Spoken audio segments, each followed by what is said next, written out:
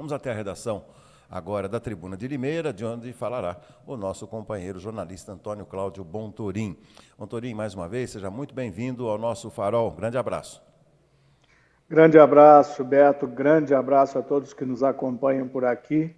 Começando a semana, né? A semana chuvosa, com muita água, felizmente para nós, né? Infelizmente para alguns municípios aqui da região que tiveram problemas sérios. A comporta do Cantareira foi aberta e provocou aquele rio de Piracicaba que a gente está acostumado a ver, muito bonito, né? Mas ao mesmo tempo perigoso. E agora nós estamos torcendo para que continue a chuva, mas que não dê temporais e nem chuva em excesso.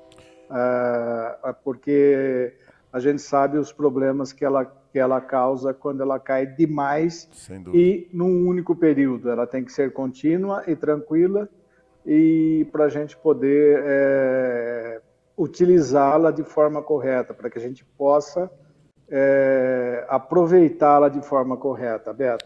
Cláudio... Mas a semana está começando e vamos em frente, né? Pois é, você sabe que em cima dessa questão da chuva, deixa eu te perguntar uma coisa, você conhece bem a região lá de São Pedro, de Águas de São Pedro, que é uma região montanhosa. Existem riscos também nessa região de desmoronamentos ou algo parecido, Cláudio, ou não? Olha, especificamente na região de São Pedro, quando você sobe para o alto da Serra de Santo Antônio, vai em direção ao Itaqueri, as serras, as rochas são muito fortes, né? Então cai um pouco às vezes de terra, mas só terra. Agora nós estamos com um problema na estrada de Santa Maria da Serra, no começo da serra que sobe para Torrinha, tem uma rocha grande que ela está, vamos dizer assim, meio solta, né? E pode cair a qualquer momento, e até agora ninguém fez nada. Uma rocha que pode...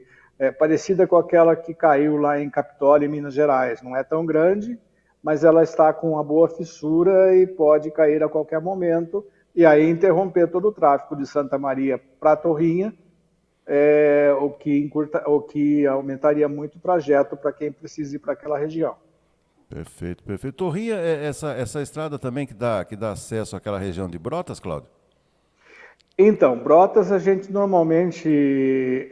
se você for que é um caminho mais curto, você vai por Santa Maria, sobe Torrinha e já tem a entrada de Brotas. Agora tem a saída para Washington Luiz, né? Que aí você pega a avenida a estrada ali na rotatória, né, da Washington Luiz para pegar Itirapina. Na rotatória de Itirapina segue, né? E chega em Brotas também. Por baixo é mais perto, e se você quiser ir por São Pedro também é mais perto, né? Perfeito, perfeito. Bom, Cláudio, estava abrindo o nosso programa falando do presidente Jair Bolsonaro que ele gosta de uma polêmica, que é impressionante como ele acumula polêmicas no seu governo. Estava me referindo especialmente a essa questão de revogar aí decreto de luto, né, que não serve para absolutamente nada, são homenagens passageiras, e ele já tinha revogado, agora não vai mais renovar, enfim, entra numa outra polêmica desnecessária. E você hoje traz um desabafo também em relação ao comportamento do presidente, Cláudio. Essa polêmica dele quanto ao luto oficial, a gente sabe que não há necessidade dessa revogação, porque terminando o luto oficial, o decreto perde o valor. Ele só tem valor histórico porque fica registrado nos anais do Congresso e da Presidência da República, né? Então não há necessidade. Isso foi uma polêmica criada, talvez um pouco até para dispersar a atenção excessiva que está em torno da Covid novamente e das chuvas, né, Beto? Porque a gente está vendo que o problema das chuvas agora ele se intensificou, começou pela Bahia, por Minas, agora está em São Paulo, e a gente não vê nenhuma motivação da parte dele de atenção e de preocupação em tomar ações, né? Porque eu me lembro que qualquer presidente, desde a época Até na época da ditadura, quando acontecia catástrofes, os presidentes saíam do palácio e iam fazer visita aos locais, né? Sobrevoavam, desciam. Então, e ele não faz nada disso. Eu me recordei aqui de Brumadinho, que foi a primeira tragédia do governo dele, né? Uma tragédia natural, né? Natural e forçada pelo homem, né? Porque lá não foi natural. E o que ele fez? Primeira coisa foi chamar 30 militares especialistas de Israel que vieram para cá, ficaram 30 dias lá, não fizeram nada, não acharam nenhum corpo, foram embora, ele foi para Israel condecorar e ficaram os bombeiros brasileiros que até hoje trabalham no resgate. Dos 262 falecidos, faltam 8 para serem identificados e encontrados ainda, que estão considerados desaparecidos, né, Beto? Então, e nenhum sinal de agradecimento, nenhuma palavra para esses profissionais brasileiros que continuam lá no meio da lama, né?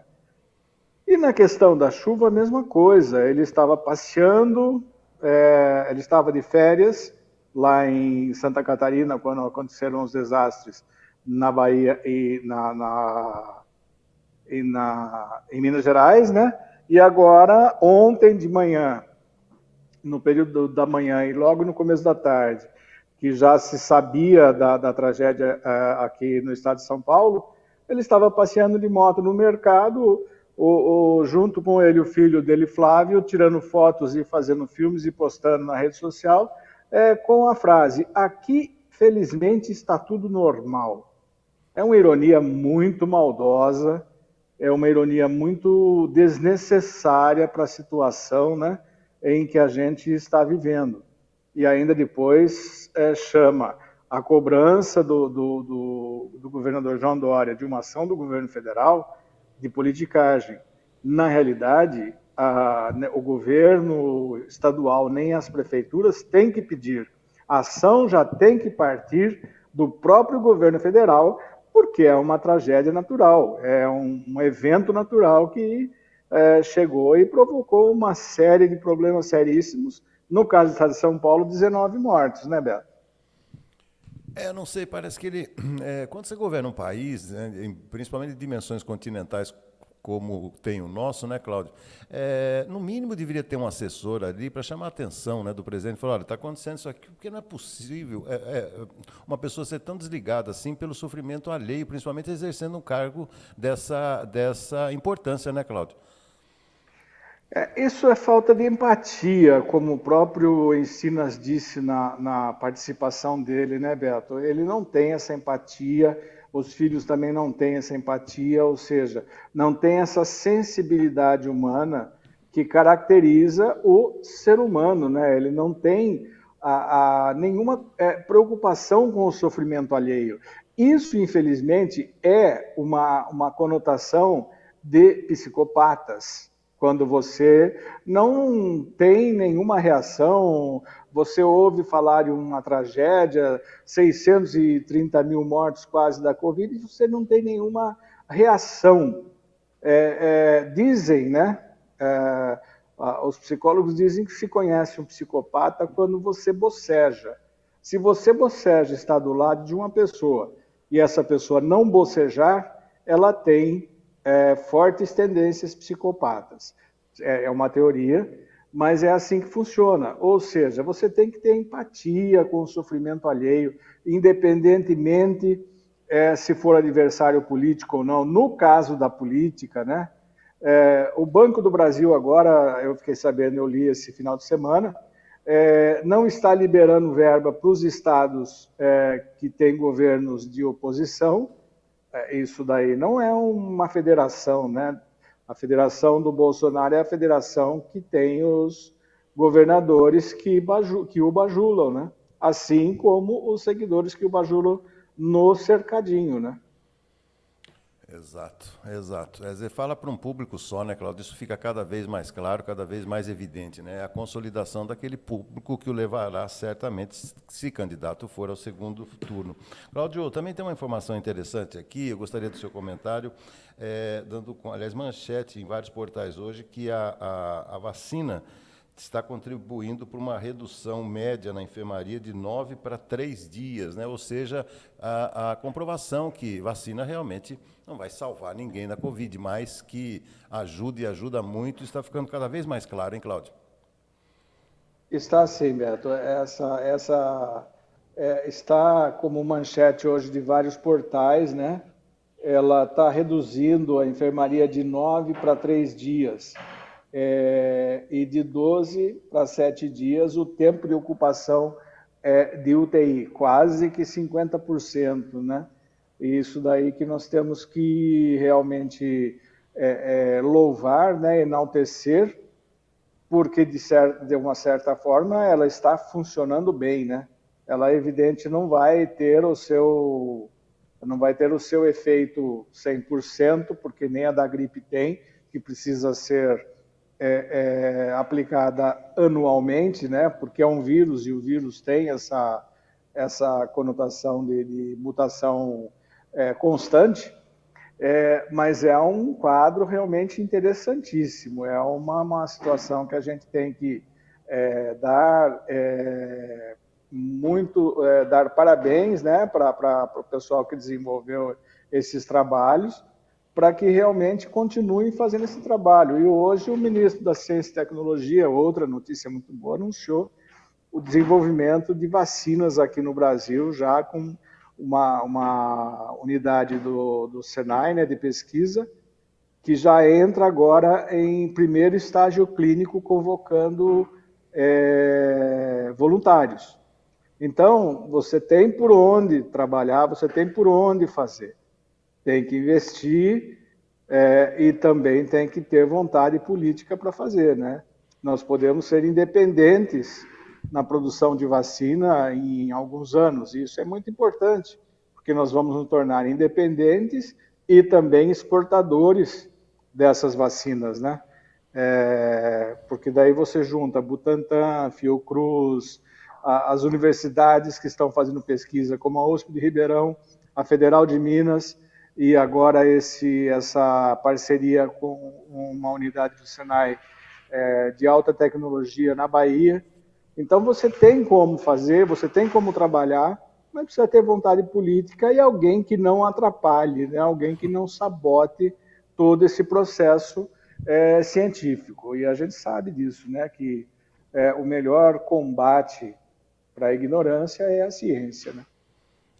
Você falou uma coisa crucial, né? Além de ajudar, é importante também que não atrapalhe, né? Que os políticos não atrapalhem. Né? Isso é crucial. Bom, só para a gente fechar, claro, estou vendo aqui que a cidade de Montemor, aqui na nossa região, já decretou situação de calamidade pública por causa das chuvas, e a contabilidade das vítimas chega agora a 21 casos em todo o estado de São Paulo, 21 pessoas já morreram, e a contabilidade diz que em Franco da Rocha 4, Francisco Morato 4, em Budas Artes 3, Várzea Paulista 5 vidas perdidas, Arajuá, Ribeirão Preto, e um óbito não foi identificado no local. Então, enfim, os problemas da chuva continuam aqui no nosso estado, só para fechar o nosso comentário, Cláudio. Lamentavelmente, temos que nos prevenir. Várzea Paulista foram 5 pessoas de uma mesma família, pai, mãe e 3 filhos. É verdade, eu vi esse caso ontem, lamentável, lamentável. Tá bom, Cláudio, vamos fechando então, só estamos abrindo a semana, hoje tem Segunda Esportiva logo mais à noite, e amanhã voltaremos aqui no nosso bate-papo tradicional. Muito obrigado, ótima semana, um grande abraço, Cláudio, valeu. Grande abraço, ótima semana e até amanhã. Valeu, muito obrigado.